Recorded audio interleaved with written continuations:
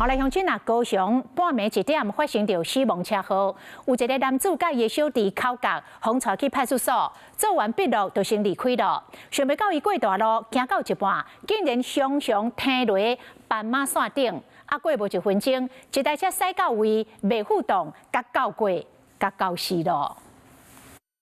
穿蓝色衫查甫人看倒车顶行斑马线过车路，是讲行到一半，一人转翻倒伫路中。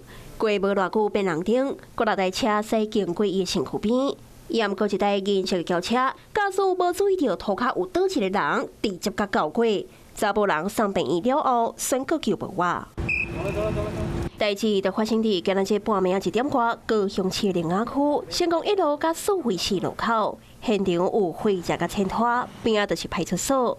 根据了解，洪告是这个姓李的查甫人甲因小弟冤家，伊到派出所做笔录，小未到才离开不到1分钟，就发生意外。尤其是晚上比较暗的时候，根本其实看不太到路上有人这样子，啊，你要闪也闪不掉啊。他会躺下去也有原因的啦，怎么讲？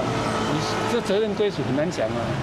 到派出所报案后，当时精神状况稳定，要回家于4维4路绿灯时，徒步由东往西步行。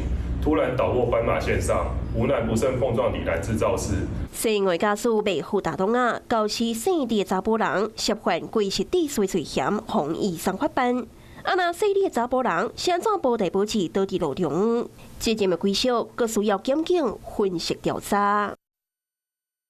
Hello， 我是张新文。想要抢先掌握最及时的新闻资讯吗？赶快订阅、按赞、开启小铃铛，锁定华视新闻 YouTube 频道。